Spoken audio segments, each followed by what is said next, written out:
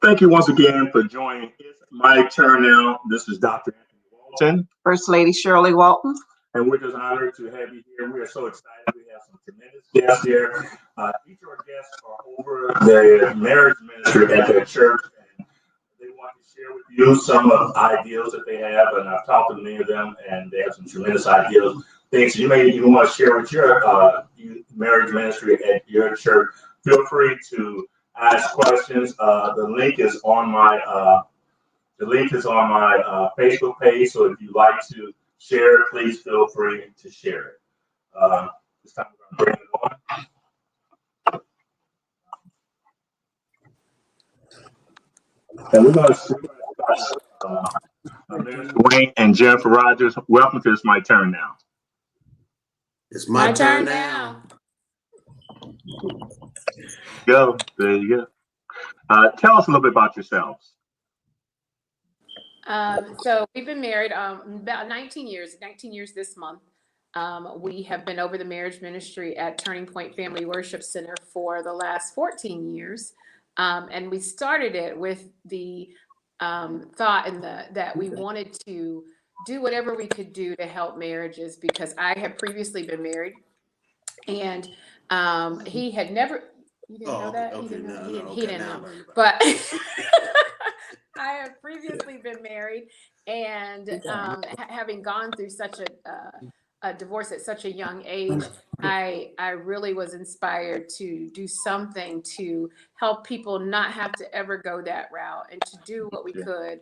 Marriage is honorable. Marriage is ordained by God. Love being married to my husband. And I absolutely believe that you can have it's exactly the way the word says you can have it. So. Yeah, that's good. Thank you for sharing that with us. Brian, Gloria Carter, welcome to It's My Turn Now. It's my turn now. All right. Brian, Gloria Carter. And we've been married for 30 years. And All right.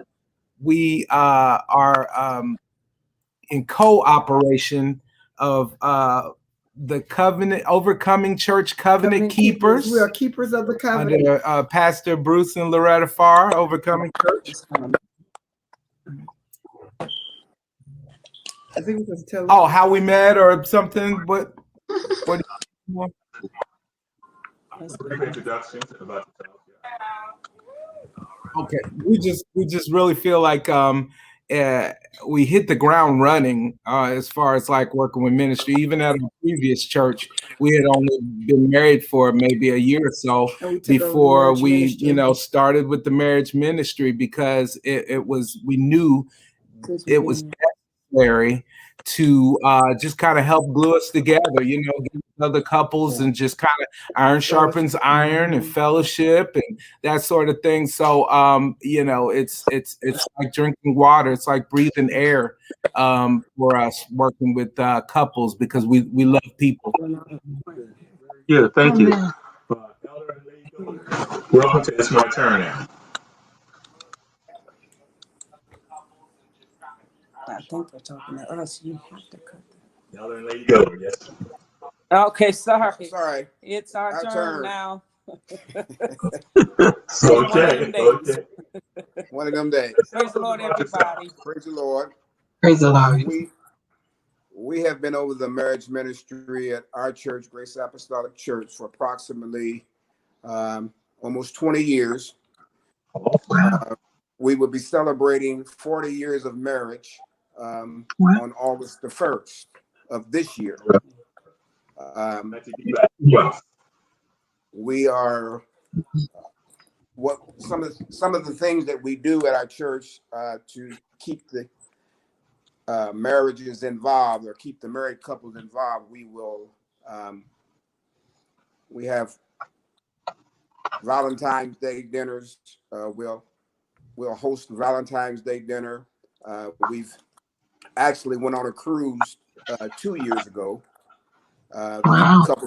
Couples went on a cruise. We've had a marriage retreat. We've had a few marriage retreats. Yeah. So we just try to keep everybody involved. keep a little spice in the marriage. We also have before COVID hit, every Sunday morning we have marriage ministry class as a Sunday school class. And so that's been very popular, and we're really being ridden to get it back going again. But because of the restrictions right now, we haven't quite got back there yet. But that was and that's gone on for many years. And it was very rewarding for us as well, because as we're teaching, we're learning as well. So it has really blessed our marriage as well. And basically, we've done mentoring. We're not counselors, but we have done mentoring, and we have been blessed to see marriages come back together. That's been really rewarding, and it's just been beautiful. We have one couple that I'm thinking of who they were pretty much done, they said, and the Lord blessed us to come together with them 4, 5, 6 sessions, and the next thing we knew, they came back together. They had their first child, and it's just been beautiful. So it's been a very rewarding service. Amen. That's good. Yeah, I think people don't realize the value of a strong, healthy marriage ministry in the church, because a lot of churches are having issues with marriages. I will say, since Wall and I have had the pleasure of we went to one of the dinners. I think 2 of the events that you guys had that we know we went to. Also, we were able to do something with your Sunday school, as well as we did a seminar on Saturday on a Saturday at your church as well, and we had an awesome time. But I did not hear about the Bahamas trip until after it was over. When I saw someone on Facebook, they posted it. I said, next time you guys go to Bahamas, let me know, and I certainly would like to go there.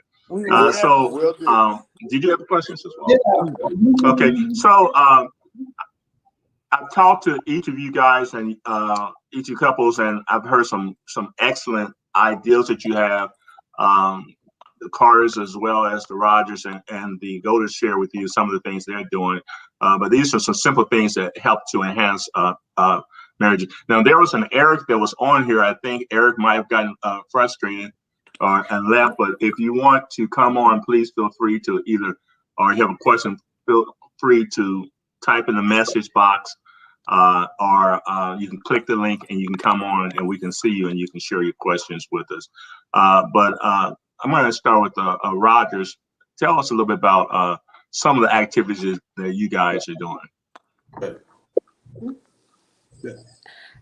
We do a lot. I think we wear our couples out. They don't even have time to argue because we do the most. Right now we're running a Can I Get a Minute challenge, where you have to hug your spouse for twice a day for 1 minute. Hugs have healing properties. And so there's not, it might get something started. We're not responsible for any babies or anything like that, but we have them just hug each other. Don't say anything. Just be in the moment.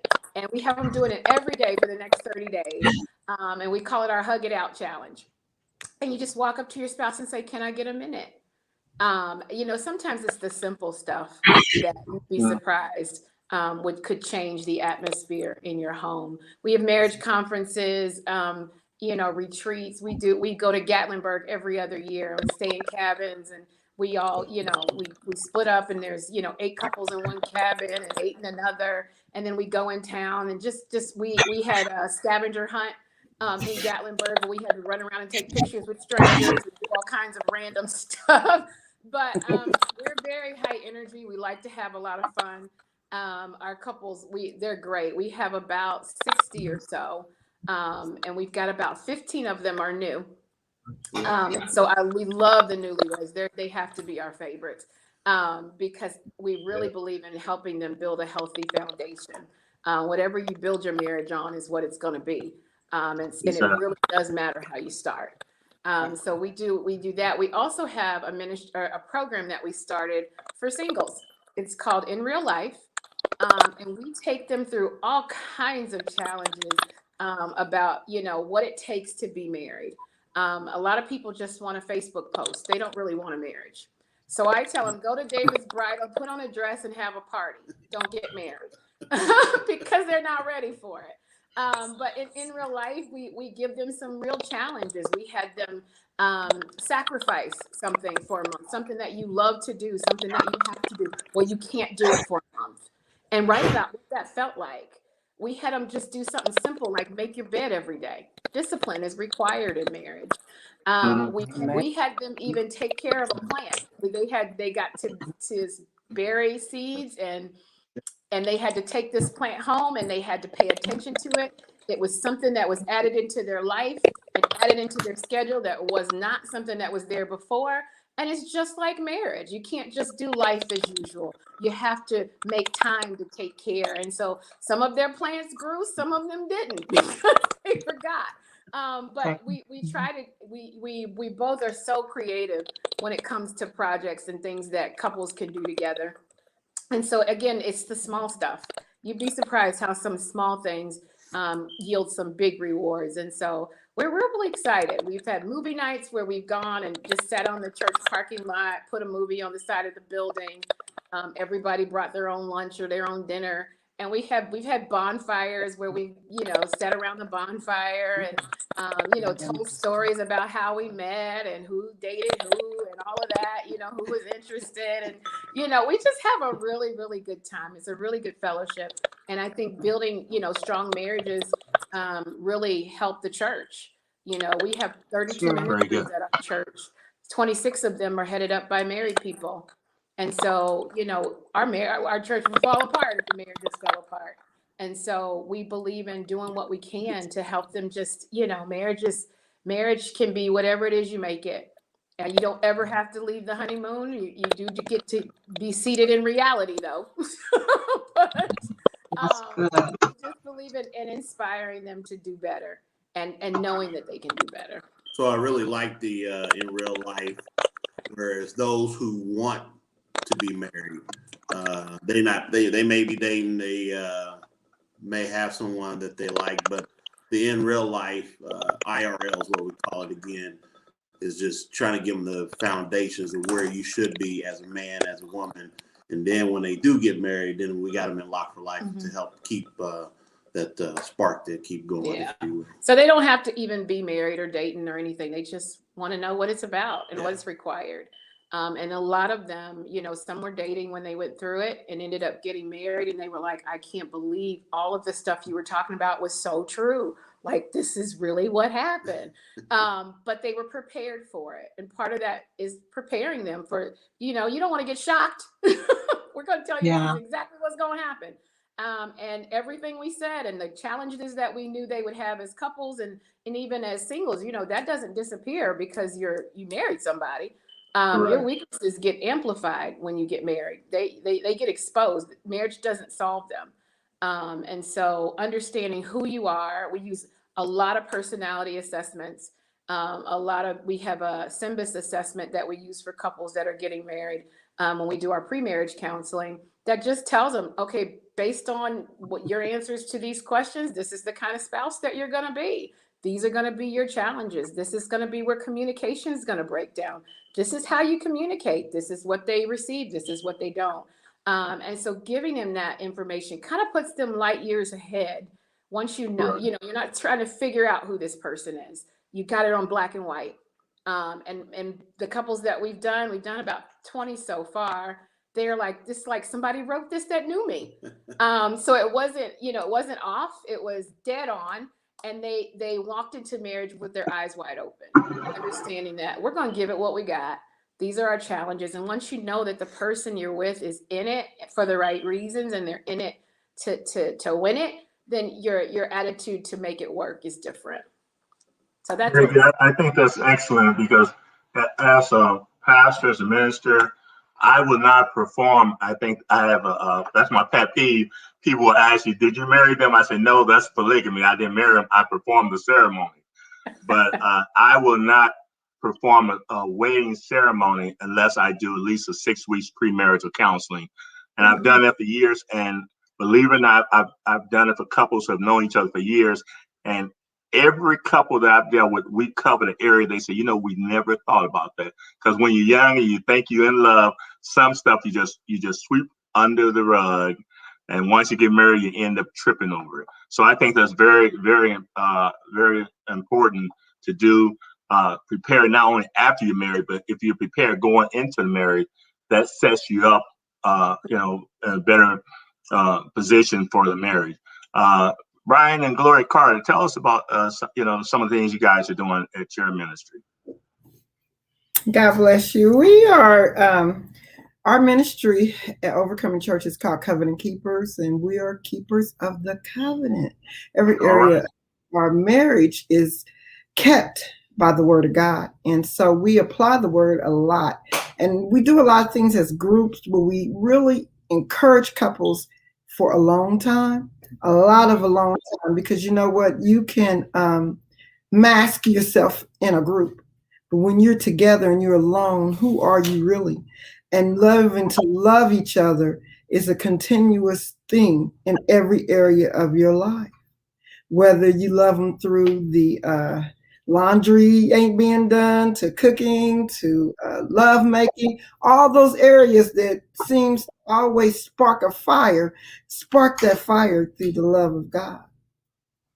Yeah, I think that just over the years, some of the activities that we've been involved with have been, involved with dialogue. Of course, we do the occasion things like Valentine's Day and different things. We do include family, yes, because it's impossible to separate a couple from family, so and family or issues nights. So we may do a family game night.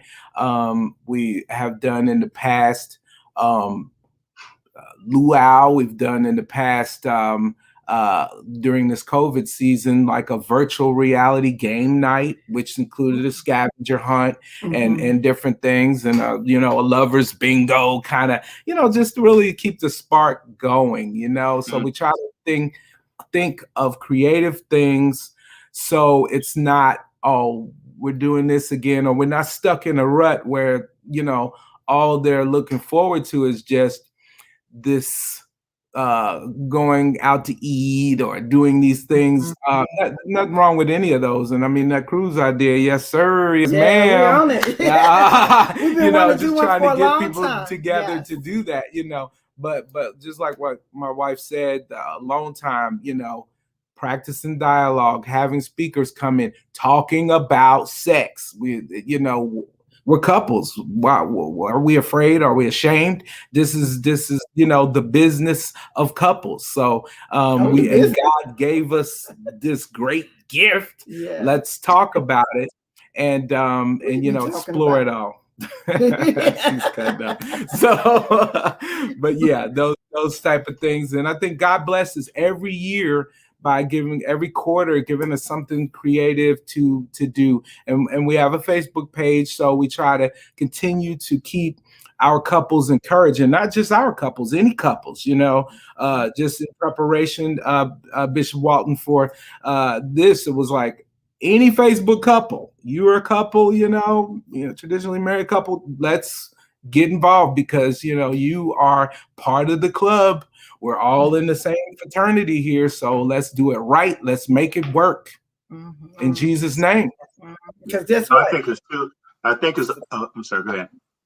I was going to say, because guess what? It's my turn now. You got it. I think it's great. Have you guys thought about, networking, like to get the information out? Not, when I say merge, I'm talking about networking, like let the other churches know what you get in touch with other ministries and things like that, and let them know what you're doing, and maybe get something where we can have one big event where different churches just all come together, marriages, and I think that would be powerful, because we really we need it. So it would be 40 years for us, June the 6th. And I found out sometimes when you're around healthy couples, that iron sharpens iron when you're around healthy marriages. Plus, a lot of times, and I think I wrote that in my book, a lot of times you going through things, you feel like Boy, we're the only one that's going through this right here. But guess what? You're not the only one going through it. Other people. So it helps to kind of share those ideals and what different things and see. You know what? You know. There's safety in numbers. That's what it's all about. You can lean on each other and not be afraid to say the truth, and Right. that truth will set you free. And not only that, you know, we walk in truth, and if we walk in truth, we can rub each other and support one another. But what you just said right now deserves one thing that I always do is we are known for having a bell with us at all times. So this bell says, ring a bell for a kiss. So I'm going to ring this bell. Let me see. I like that. Hey. I got red on me. I got red on me. Come ring my bell. Come ring my bell. All right. Now, there you go. I got to get one of them, baby. You had one when you was sick. Oh, He had one when he was. I think he had some type of ulcer or something, and he had a little bell. Oh, you got one too. Yeah, we love bells. That's gonna help me out fast. Looking at her, I need some help, baby. Yeah, that's when I had sprained my ankle and it was a severe strain. The very first time I got a bell, and I think she heard the bell after a while. The bell came up missing, so I think she heard that bell. But I'm sure you don't have to worry about him hiding your bell. That's for sure. Really I have one that says touchdown. He rings, you know, you can ring that bell, you need a touchdown. A touchdown. I like that. Oh, that is too cute. And I think that, maybe we can get together sometime, like I said, and you can get some ideals and maybe put a little pamphlet together. Now, speaking of that, I like to share, I actually did write a book called The Window to Understand and Developing Healthy Relationships. I actually use this in my therapeutic sessions with my clients. It's called The Window to Building, Understanding and Building Healthy Relationships. A lot of times it's about understanding. And my wife and I actually wrote this together. And if you see the window, everything is symbolic. The window represents the totality of life. The different panes represent different views. The green represents healthy growth. Mountain peaks symbolize of life. Red represents hope. And everything in here is symbolic. But we deal with a lot. Some of the things that you talked about tonight is what I deal with this right here. And I also have a workbook that I developed, and I use that. And you'd be surprised how people be able to discover themselves through the book. And sometimes you need some extra resources to help you, to help your relationship. I think any resource you get, and not only that, I get other resources myself, things that I think that will help, my wife and I, different resources. So there's a lot of information out there. So feel free. I'll put the information in. This is the workbook right here. This is the workbook to the window to understanding building healthy relationships. Okay, so far we're doing pretty good. What are some of you, let me see, we haven't heard from the Golders. Tell us some of the challenges that you have seen, either your personal challenge or challenges that you have seen with couples that you guys have worked with in your couples ministries. Well, I have seen challenges with couples that were unequally yoked to begin with, and have kind of tried to put the peg or the square in the round hole kind of a situation, and it just isn't working for them. But from where they come from and where they're trying to get to, it's just really hard to get them there, because you have one who's basically one denomination, one religion, one belief, and the other one is something else. And it's hard to bring that together. And so that's been a challenge. And then I think another challenge that I have faced in mentoring is people being able to let go and let God, right, instead of trying to make a spouse do something or make a spouse line up to what they feel they should be. My encouragement has been to let God be God, and he's their God just as he is yours, and you do you and let God work with them. And that's hard to do. I've had to do it myself in our marriage, just step back and let God be God. And when you do that, the Lord works things out for you, and you don't build other problems from trying to do it yourself. Okay. That's Very good. That's good. That's good. That's some good information right there. I think all of us had to do that. Oh, yeah. To add to that, I think that sometimes you can be unequally yoked and still and be of the same religion. I have we have mentored couples where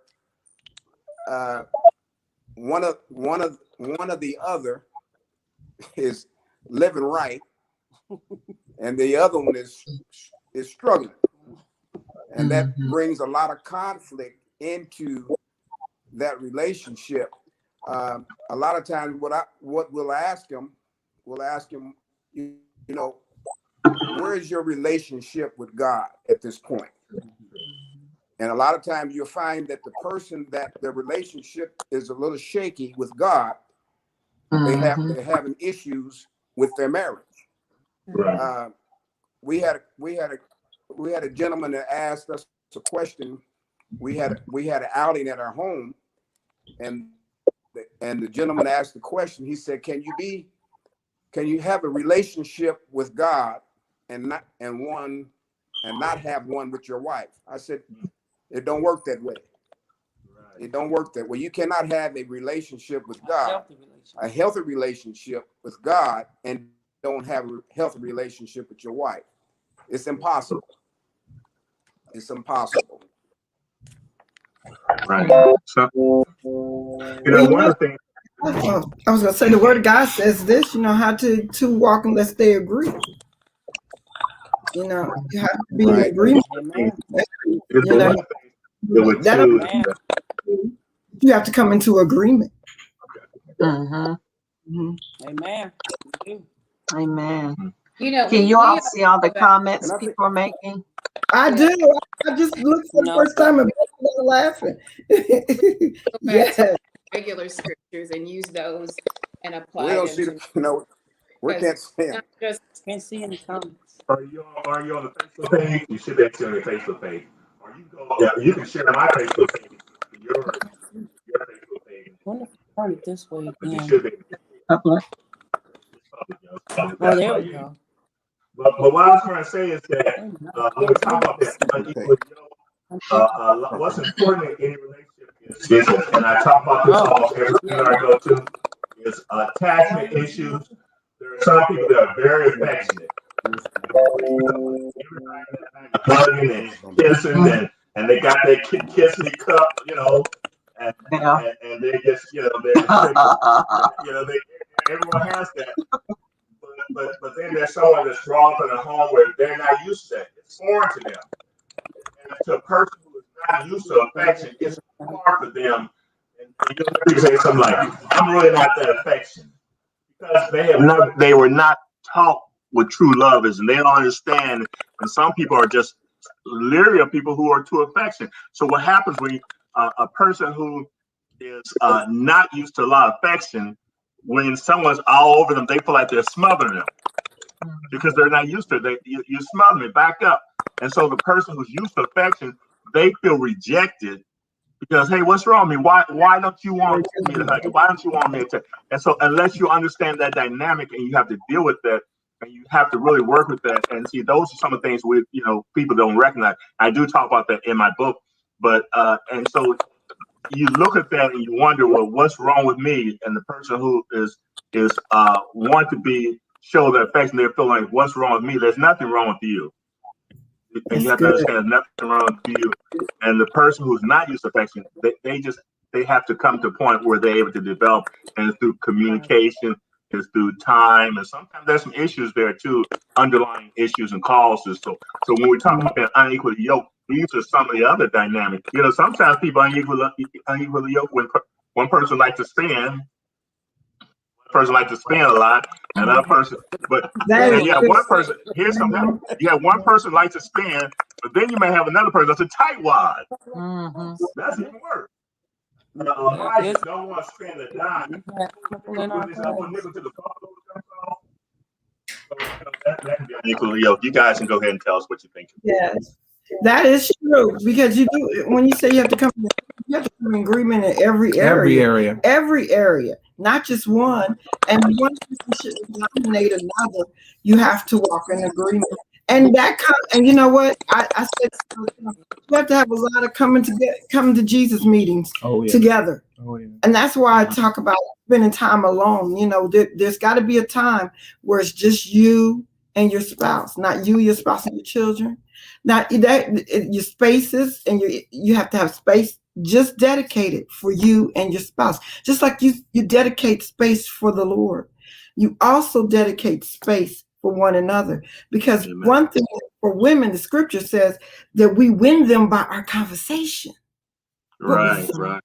Our conversation isn't just your mouth, it's your body language. Because if I'm sitting here like this, ain't nobody gonna come near me and won't touch me. And just like the same way with you, if you all into, I like sports, so I can't necessarily say sports, but I'm just using this as an example.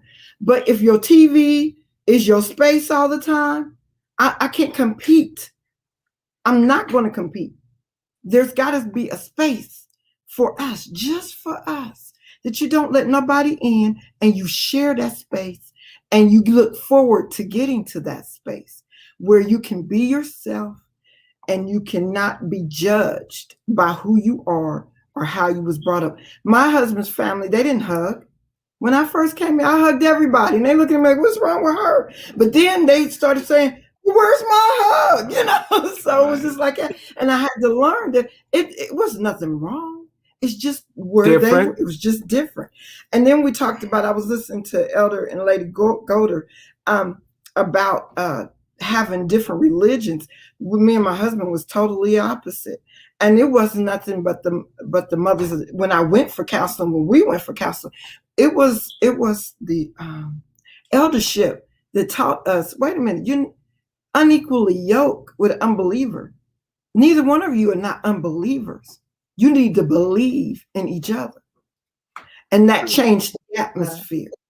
It changed the atmosphere, and we became one.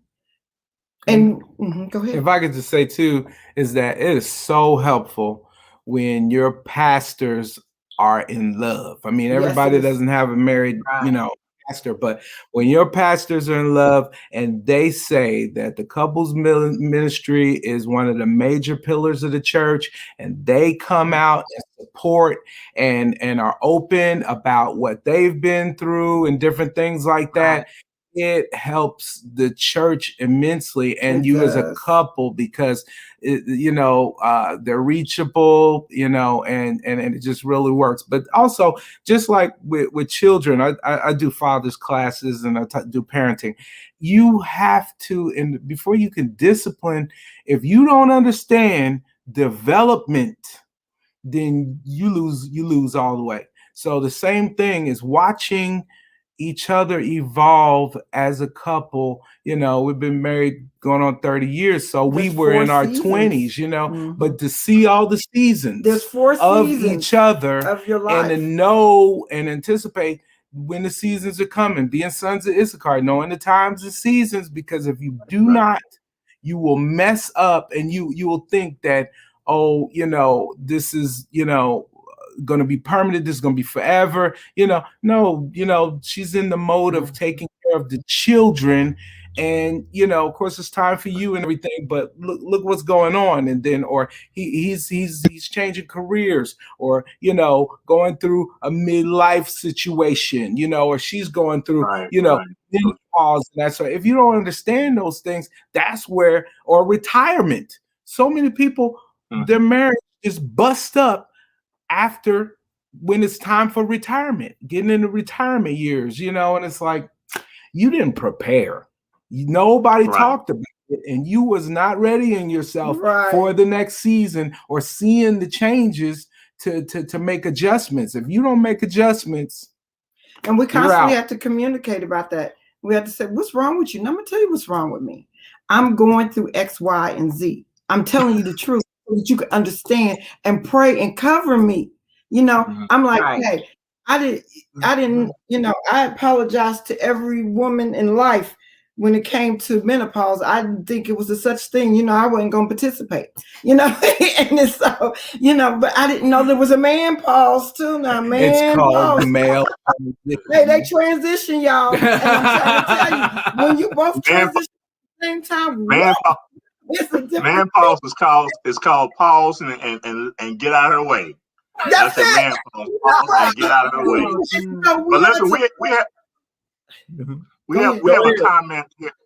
We have a comment here by Jamie. She says, "My turn now." But before I answer, I'm going to say this right here. When we talk about people unequally yoked, and not necessarily when we're talking about church-wise, but I think a couple can be unequally yoked. But when they pray and put God first, I think God can bring them closer together. I really think. I think that's anything right. but fail. So failure is not a choice. Mm-hmm. Right now, here's Jamie. I'll let you read this as well. Jamie Gonzalez, it's my turn now. Let's talk about sex, as y'all mentioned. What and how do you deal with a sex issue that normally happens as we age? For instance, erectile dysfunction, and would you seek medical help or just live in a sexless, weak relationship, she said. Okay, Jamie believes in bringing it home. So since she's a member of your church, Elder and Lady Golder, we'll start off with you if you guys want to respond to that. Well, no, she's not a member of the church. She used to be a member of the church. I know. But did you guys want to respond to that? Whoever feels free. I just want to give you all a chance. So I have no problem dealing with it. I think that what you should do, whatever it takes to keep the spice in the relationship, you ought to do it. Mm-hmm. I mean, you go through those changes, and if you have to do something to please your spouse, just do it. I mean, I know a lot of men feel like they're less of a man if they have to have a little help. But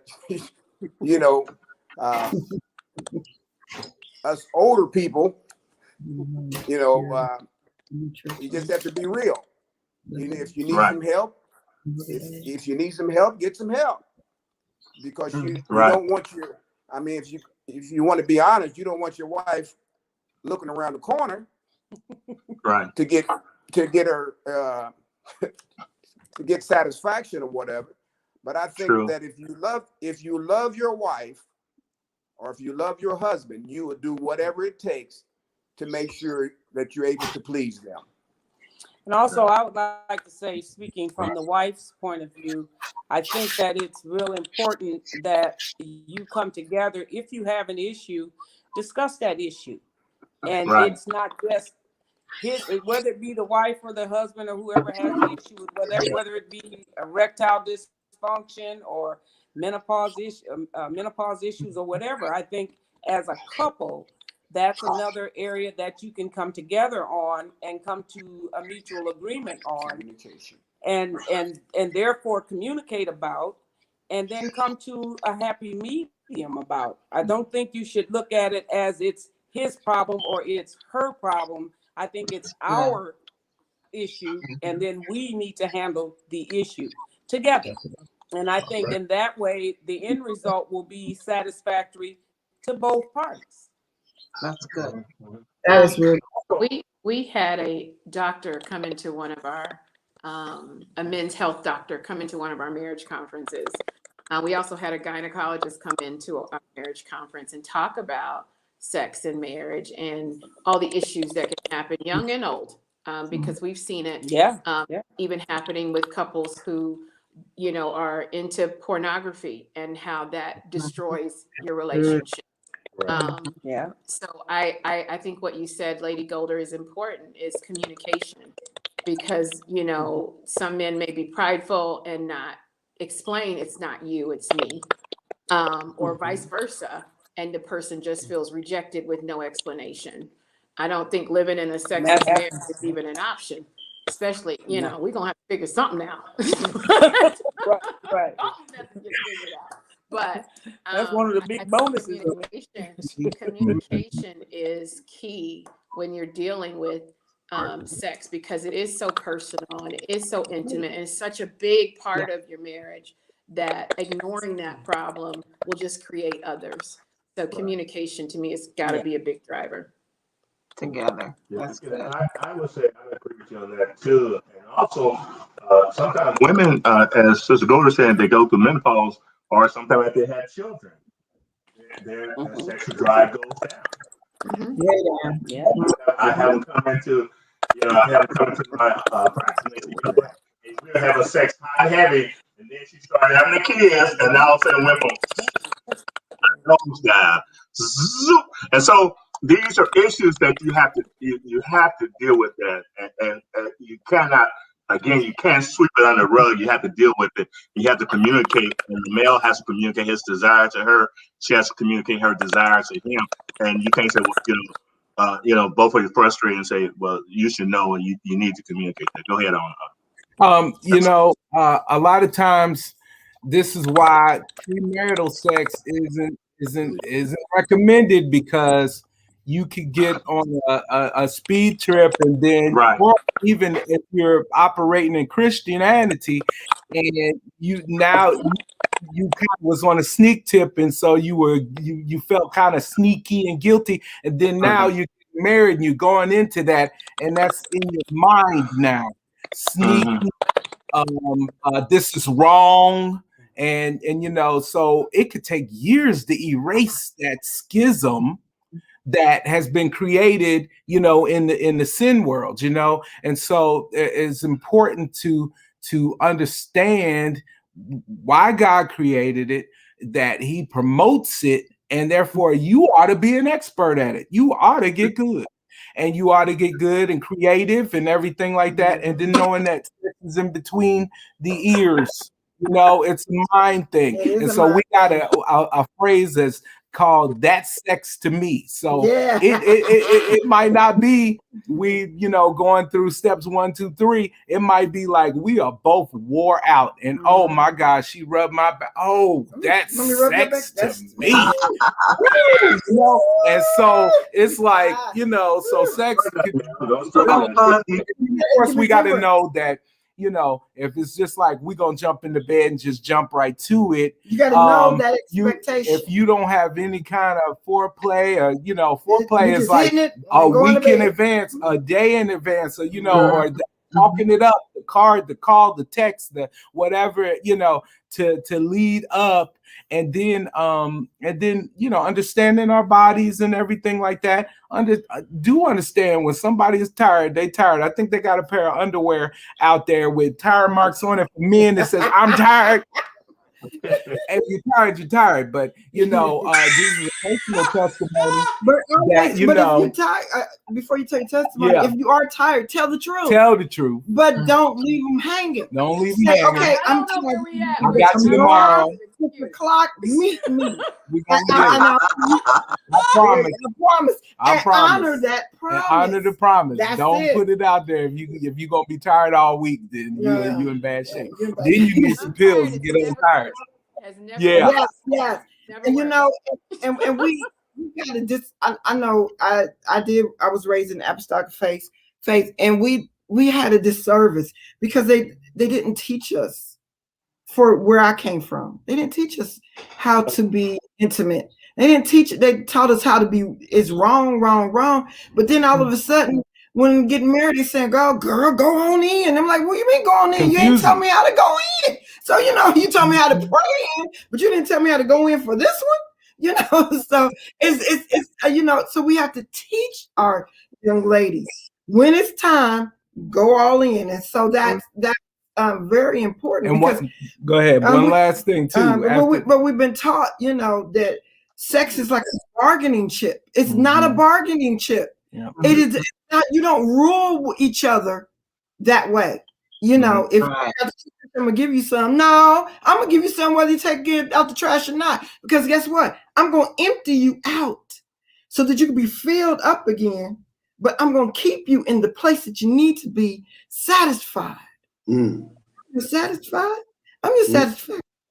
Nobody can do that for you but me.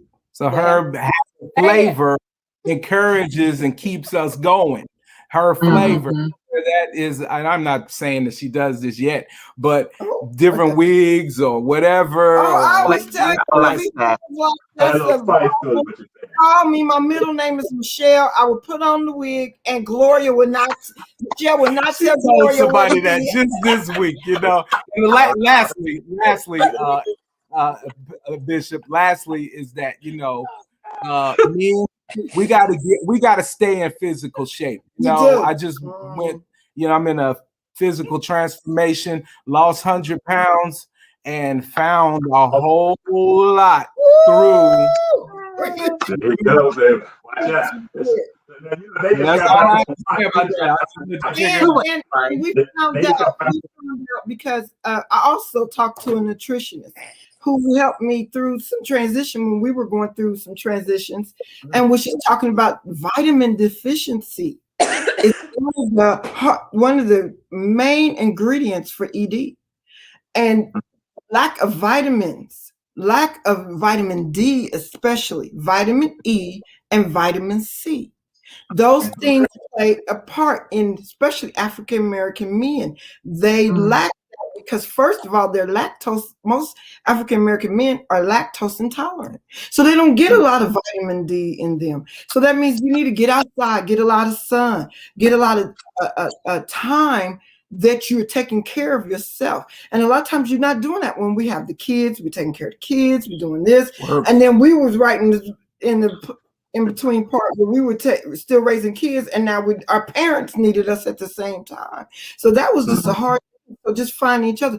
But we were finding out that we were there was a lot of lack in our food intake. We changed we didn't diet, we just changed our lifestyle. And I'm telling you, it brought back a lot of energy. It even made more energy than we had at the beginning of our marriage. Very good. Very good. Sister Rose, we have a comment about Ezra Buffer. You want to go ahead and it's my turn from Ezra Buffer. There's help out there for ED. Yeah, that's okay. You don't know what it is. I have to talk to a doctor in that field that has many ways to correct that aspect of life. Very good. I'm going to read a couple more of some of these other comments too. Sex is not love. True men, women of God. This is from Pastor Arello. Has the love of God, they would be understanding with the others. If one spouse has a problem, love shall overcome in life. One of the things I think I like that. You have to be able to communicate whatever situation, and this is something that you need to feel in a relationship, both of you, that you are the ride and die partner for the other person. That means that because there are things that come up, a person can get injured, a person can. Something can happen, and what are you going to do when that dynamic changes in your relationship? So love has to be essential in the relationship. I think also you said, Esther said high blood pressure. Is that what he said as well? Let's see.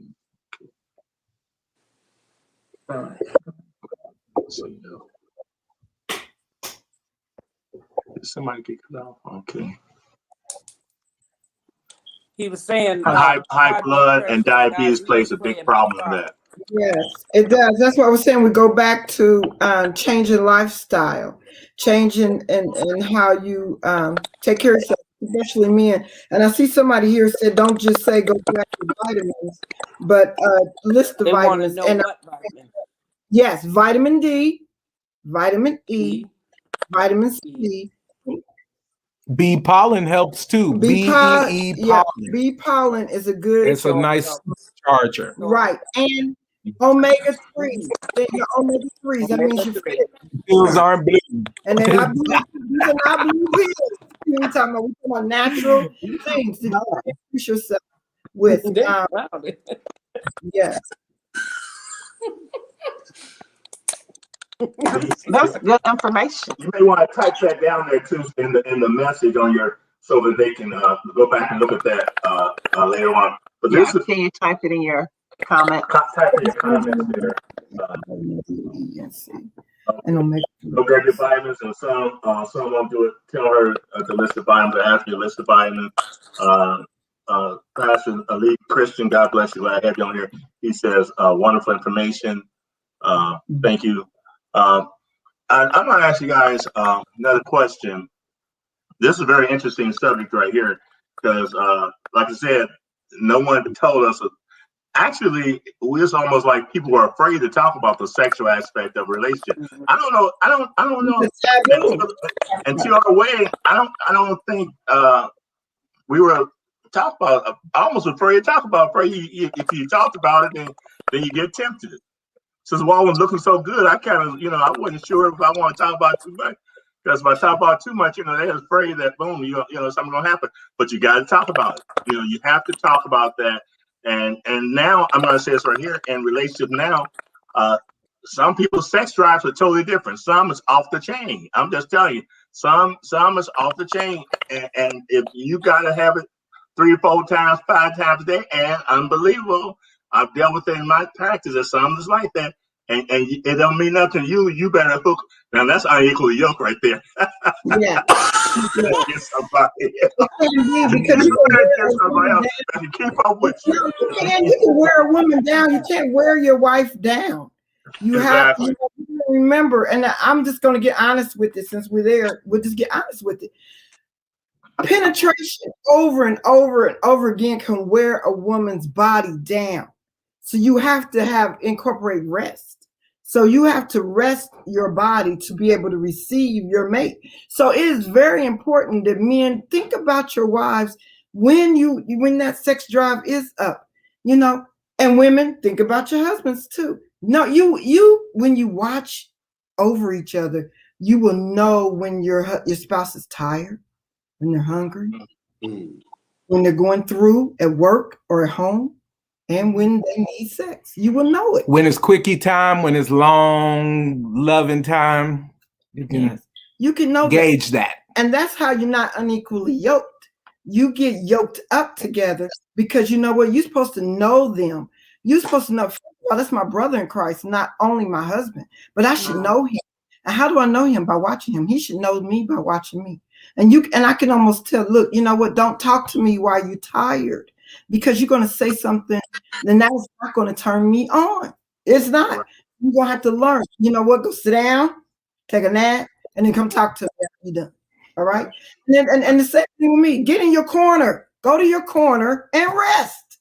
I say, look, I'm tired. I'm tired of you. I'm tired of them and everybody else. I need to go take a bath and be quiet. As a matter of fact, why don't you light some candles for me and say you with me on this, okay? Worship music be so loud, but it's calms down. Right. Jesus had to retreat. Who are you that you don't have to retreat? You got to do that, and then you're there. But be there in the moment, not just my body. But there are men that have that. That's their only way of release of frustration, where they're not being ridiculed. Is sex. Right. They feel like the man that they are. So that's why sometimes that sex drive is up. So that's why you love and you affirm your mate as much as you can. Everything is that's sex to me, and it's my turn now. And you did it well. But I was saying too, I have helped couples where it wasn't the man, it was the wife that was in overdrive, and now she's questioning his manhood because he can't keep up with him, and not too many men are gonna go around and let nobody know that I can't keep up with my wife. And so now he don't know what to. He don't even know. He don't feel comfortable. Who are you gonna go and tell I can't keep with my wife? Well, that's when they come to me. They can talk to me, a therapist, because they sure ain't gonna tell anybody in the church. Yeah. So that's where folks start lying, because they talk about how tough they are, and the wife has to look at them. And so that's an issue too. So I'm saying that goes both ways. Sometimes, and men, it's really rough for in a man's case, because he's supposed to be strong in that area. So that's challenge. We got a few more responses here. Listen, we get a free seminar right here. A great late pastor taught that these three things hurt each other if one is out of order in a marriage: love, money, and sex. Amen, brother. That's so true. Love, money, and sex. But let me ask you a question: does the order change? The older you get, the longer you've been married, does that order change? What's more important? Love, sex, money, and sex. Does it change as you get older? Oh yeah. It's never been important to us. So. What's that? I said money's never really been a driver for us. Right. So I can't say that the order has changed or money would even be in the order. So. Very good. Very good. Also, for the record, Pastor Rose, intimacy is not sex. And that's so true. There's a different, and you have to communicate, as I said, we use a lot of material, but you have to understand the person's love language. And I think the book, The 5 Love Languages, is a very powerful book. That is very good. Because me and my wife, I'm going to ask, do you know what my love language is, Ms. Walton? Yeah, affirmation. There you go. Definitely. What's number 2? Number 2? Yeah, see, I'm bilingual. I'm bilingual, honey. I'm bilingual, baby. What's my love language? You like to see me working, I know that. She like to see me sweat. That's my love language, y'all.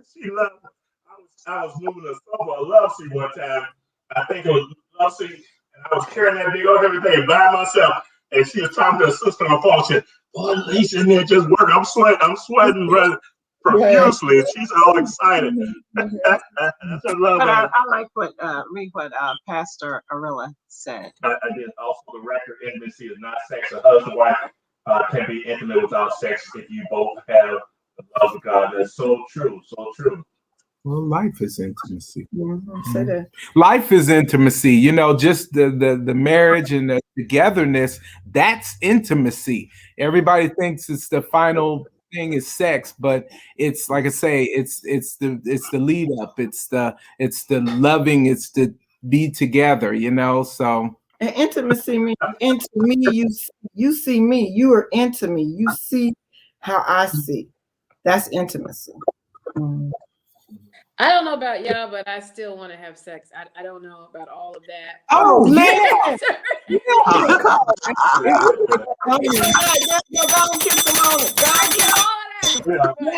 I guess my joy, when Pastor talked about it, I started laughing. I don't know if he saw I raised my hand.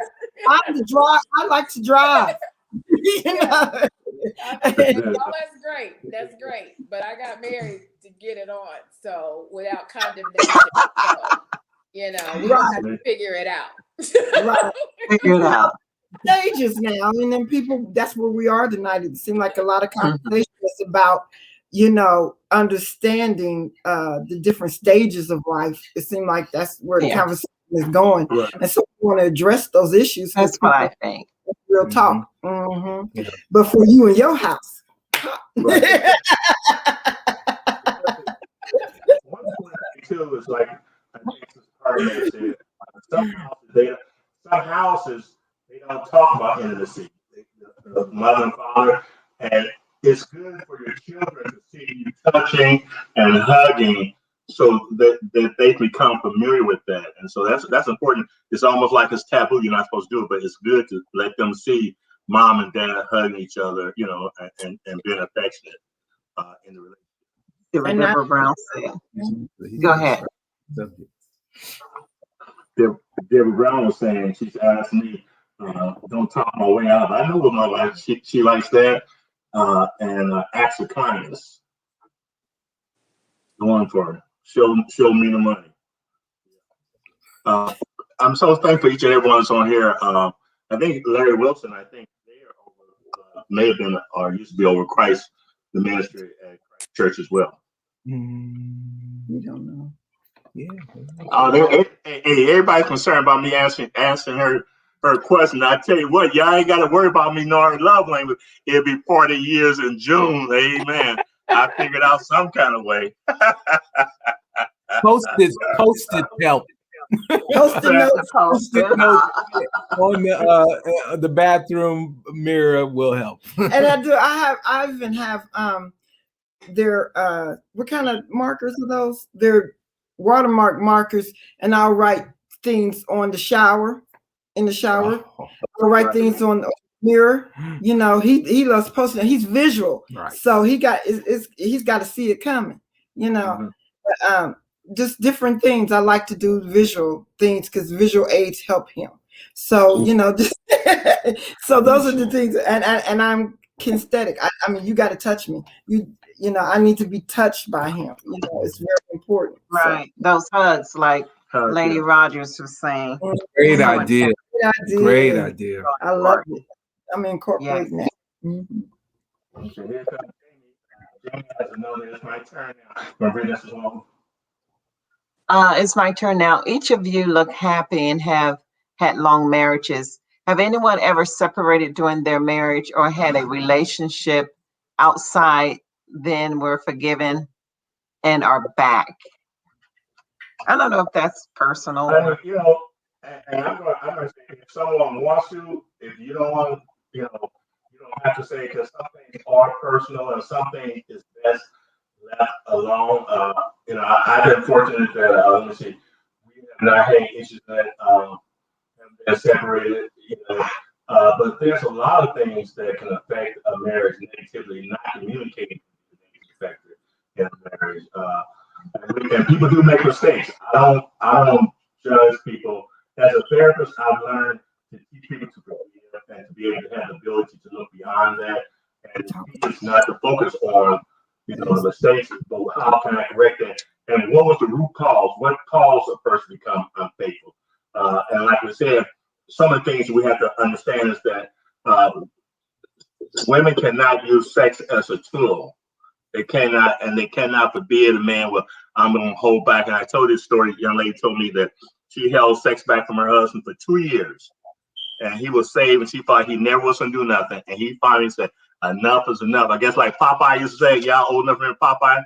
So I done all I can stand, took all I can stand, so I can't stand no more.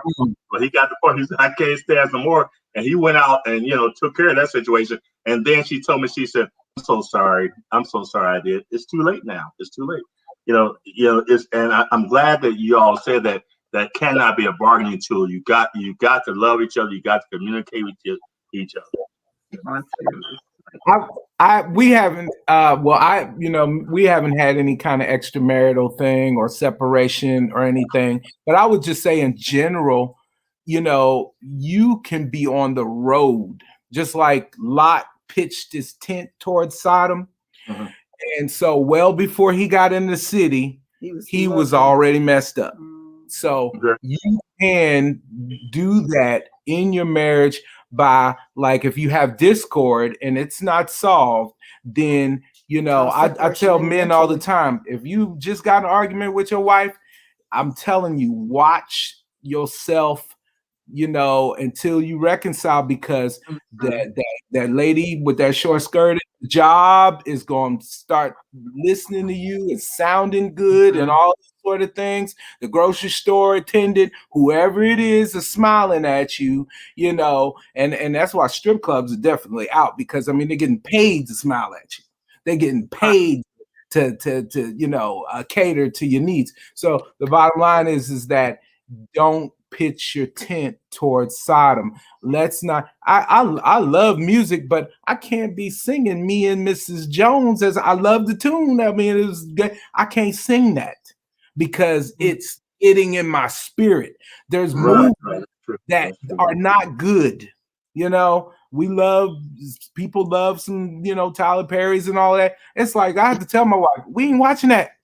We're not watching Divorce Court. Why are we watching Divorce Court? That spirit is coming, in us and we don't have that issue.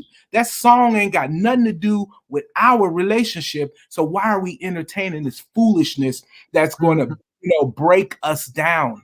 Let's get things that encourage around people. I'm not gonna hang out with my old high school road dogs who ain't been successful in marriage and be talking to them about anything. They don't get it. They don't understand. And they can't give me no advice related to my 30-year marriage. You know what I mean? Or somebody who was married and they're all messed up. Sorry, you my friend, but you are not my advisor.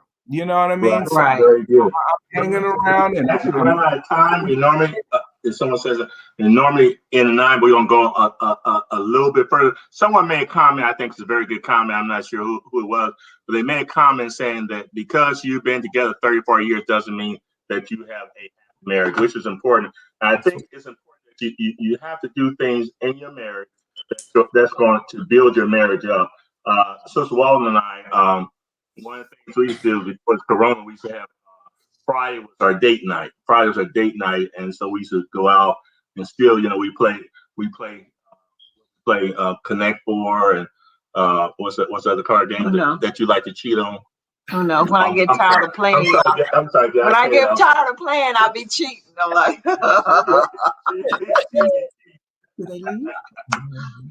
it's funny. But yes, you can actually divorce somebody in your mind. Yeah. You can be separated in your mind. You can be, and the one thing I remember, and like yesterday, we were out to eat one night and we watched the elderly couple. They had dinner and everything, didn't say not one word to each other. And I told my husband, please, I never want to be that way. I never just want to be, I'm married 30 years. And that's all I got to say for it.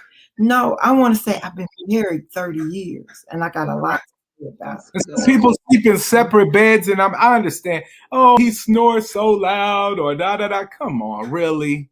We're not. Back in the old days, you could see people with separate beds. On TV, Lucy Show, the Flintstones, whatever.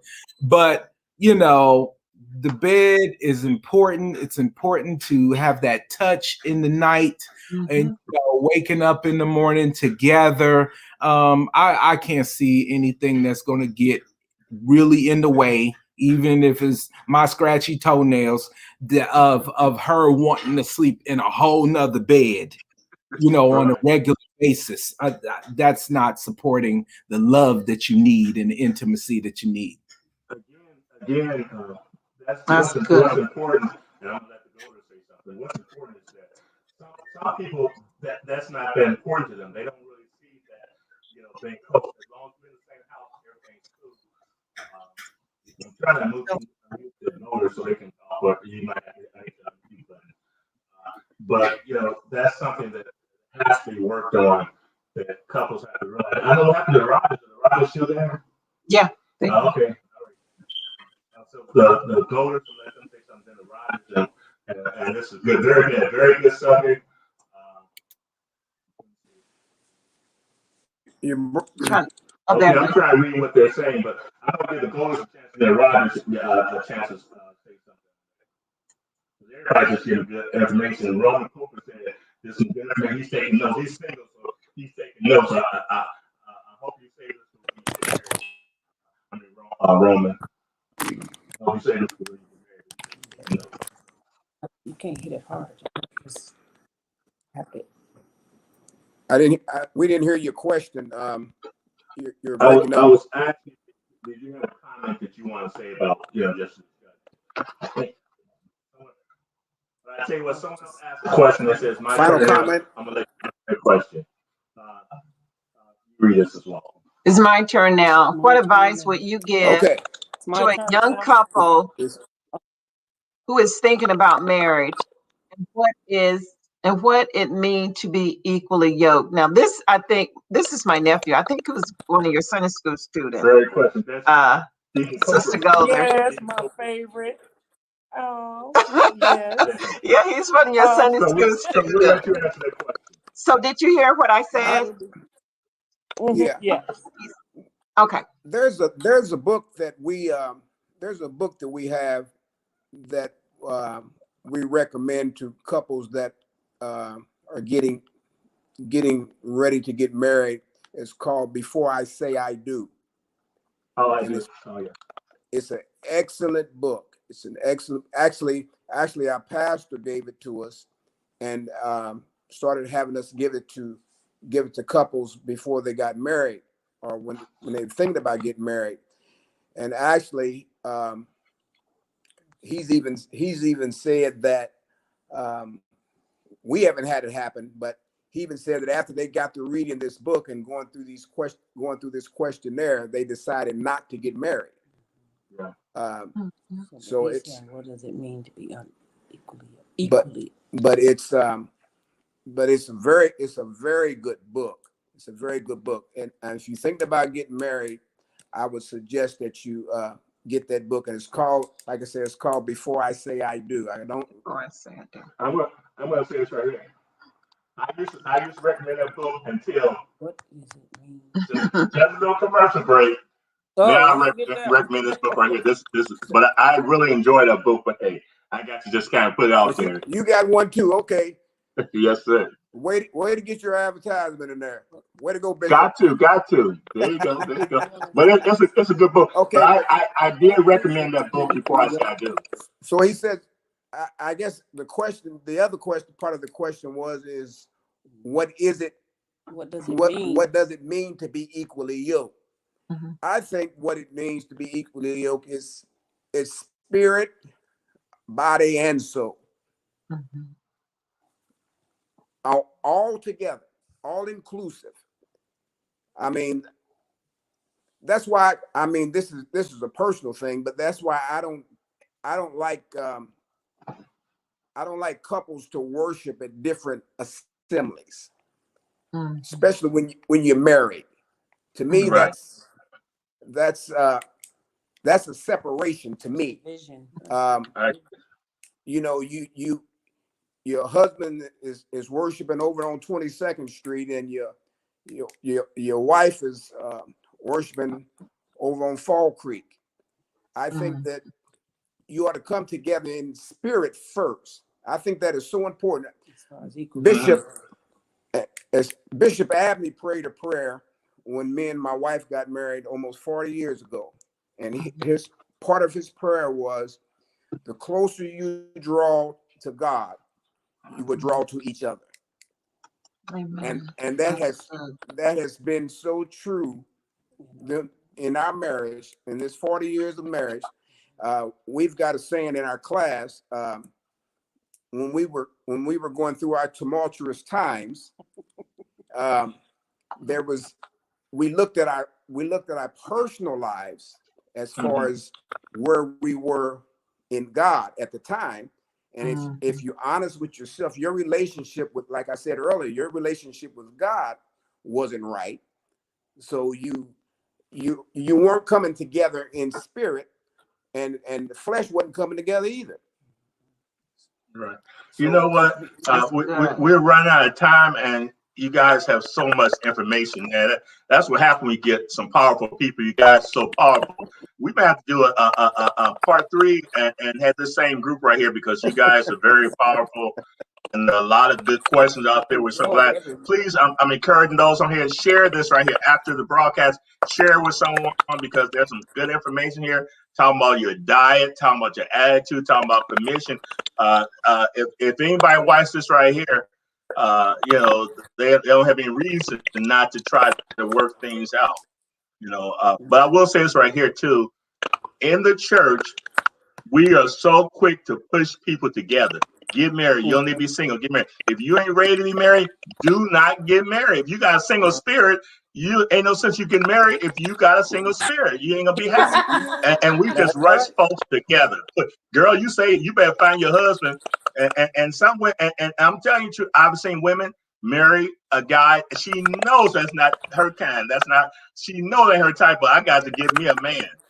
You got to get saved first. Don't do it because you just got to have you some man, got to have some flesh. You better get somebody that y'all can grow together. And not somebody saved. We don't have to take this.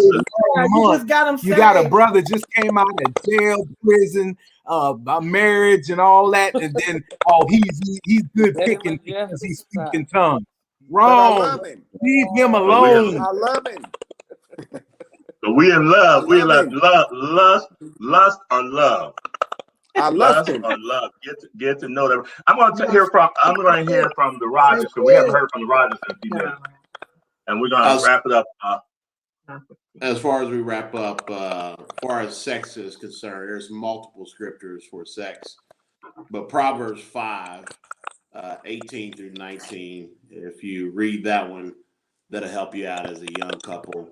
And then as far as the unequally yoked, 2 Corinthians chapter 6, you can read that one in your own leisure. But you know, if we're talking about the necessary to church, of course, when it comes to couples, you want to make sure, you know, that's why the Bible says, dwell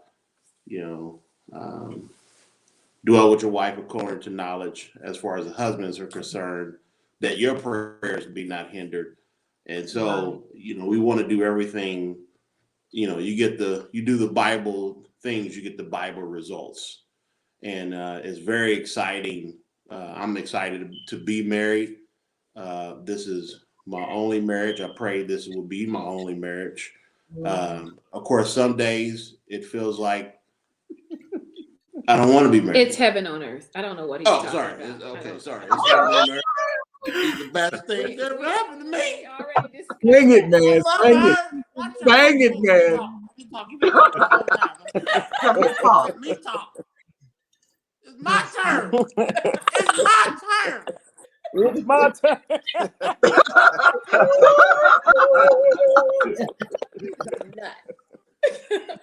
But what advice would you give to a young couple thinking about getting married? You know, I'll tell you, the most exciting thing, you know, about getting married is being so close to God, because He knows the hearts of the people. And you ain't gonna never know someone until you get to live with them. And so if you ask God and you go after God first, don't go after the person. I don't believe you need to know the person. I don't believe we got to get to know each other. I believe because I don't even know myself. How I'm gonna get to know somebody else and I don't know myself?